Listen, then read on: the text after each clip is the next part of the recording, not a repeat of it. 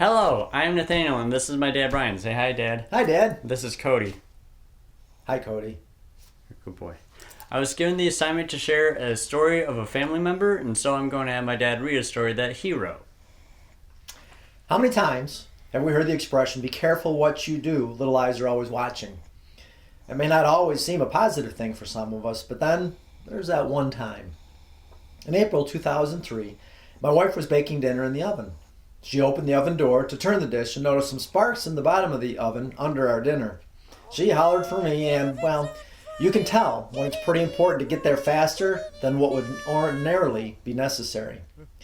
When I looked inside, it appeared as though there was a welding rod burning in the bottom of the oven. And as most of you know, electric ovens produce heat by sending electricity to an element, which glows and gets hot. For some reason, the element started to burn, causing the sparks and the welding rod effect. I turned the switch off to no avail. The fire continued. By this time, my wife and 2 kids are out in the car because of the smoke in the house. As they're walking out the front door, my poor son is hysterical, thinking the house is going to burn down along with me and the neighbors. We lived in a duplex. While I was turning the oven switch off, I called 911 and was talking to the fire dispatcher. I turned the switch off, but the flame hasn't gone out. While they were asking me what was going on, I pulled the oven out away from the wall and unplugged it. The heating element stopped burning, but a little something else on the bottom of the oven was smoldering. Having been a firefighter in the Air Force, I decided to try out our home extinguisher that I had bought about 8 years before we moved in. Man, do those things make a mess. Powder all over the place.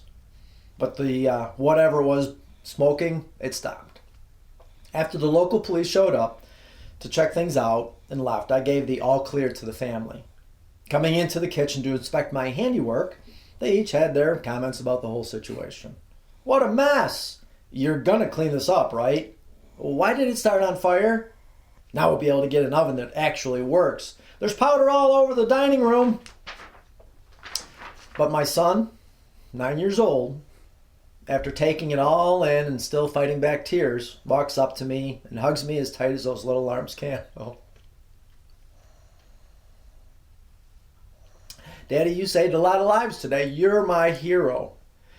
I didn't really get the part about saving lives, but the hero thing came through loud and clear.